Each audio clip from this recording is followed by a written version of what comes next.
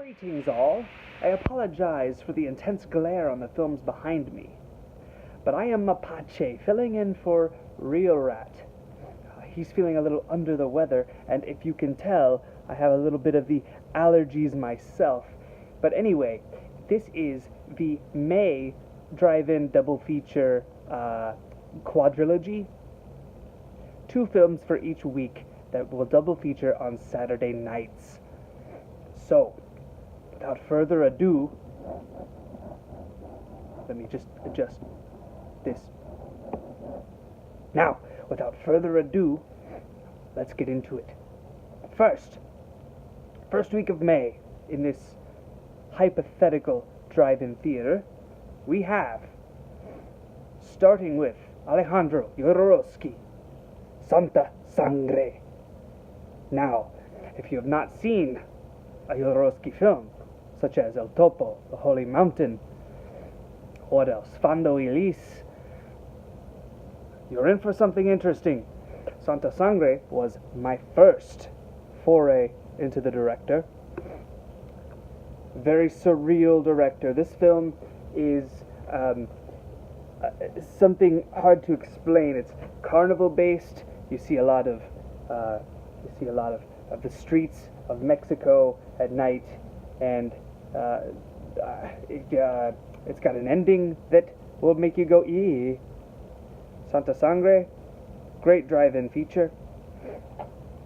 I'm going to pair that with Saint Blood, is what Sangre stands for, if you did not know. Pairing that with, I'm going to call this the Blood Duo. We have Jack-O-Lantern. This is the Massacre video Blu-ray that they released as spy number 1 of their new Blu-ray collection. Spy number 2 is coming out very soon and may already be out. It's called The Devil's something. I'm usually better with these things, but this is very short notice and filling in for Rat.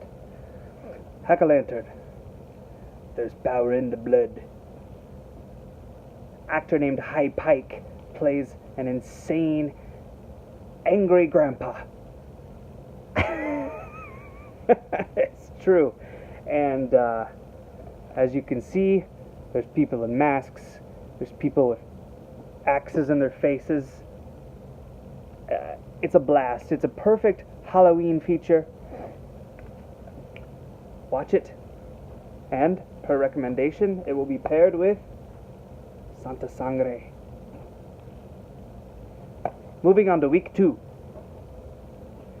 Week 2 is devil themed. Sort of. No, not sort of. It really is.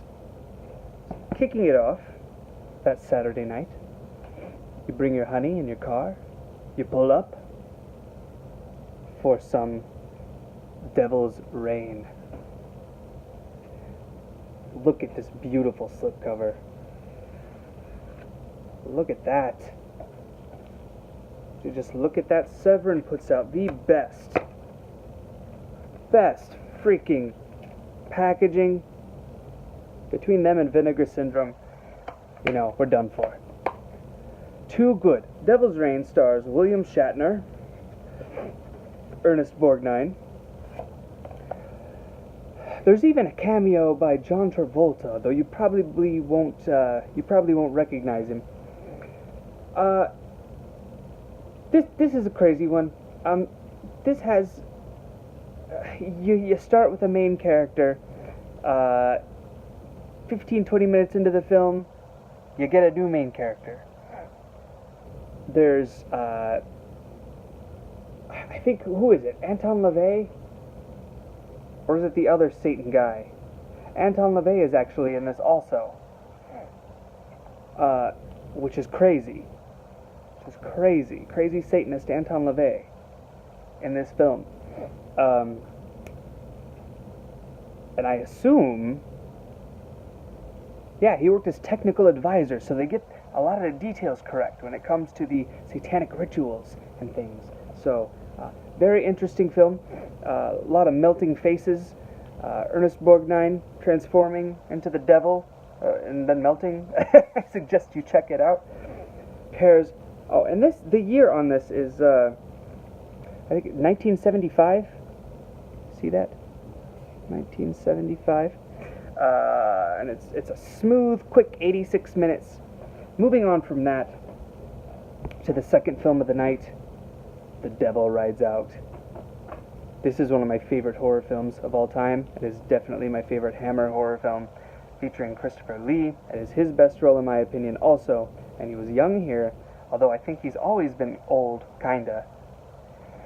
There is a goofy Baphomet-style devil, the goat of Mendes, devil himself, as Christopher Lee says in this film. This is a Region B Blu-ray from, what is that, Studio Canal. You need a Region 3 player or a Region B player to watch this. I suggest you get one if you don't have one. There are a lot of films that you can only watch regions that are not in the U.S. I don't know if that sentence made a lot of sense, but I think you know what I meant. This one is also about the occult. Guys, what is the plot synopsis? So, Christopher Lee had a friend that died in the army or something. I get really foggy on the details as soon as I've watched something. And his son is, he's looking over him, but he's starting to get into the occult, so he has to save him. But there are many great set pieces, scenes, car chases, everything you could want in a horror film. I love it. It's very tense. Amazing film. Pair it with The Devil's Rain. You got a night meant to bring in the money. Okay, week 3. A little more sci-fi than horror. We're going to kick off that night with the return of Swamp Thing. I recently watched this one, MVD Rewind Collection, Return of Swamp Thing. It is goofy as all hell. There's some great practical effects, a lot of weird creatures, Heather Locklear's boobs. It's worth a look. There's this crazy subplot with these kids that doesn't make any sense, and they're the worst actors ever, but this redhead, every time he talked, I laughed really hard. So, I recommend checking it out. Jim Wynorski, director of Deathstalker 2. How can you go wrong? This guy's name is Dick DeRock. Well, I mean, the actor's name is Dick DeRock, playing Swamp Thing. So, follow that one up. I feel like we should go into something a little sexier. Barbarella. What is there to say about Barbarella? It's female Flash Gordon, basically.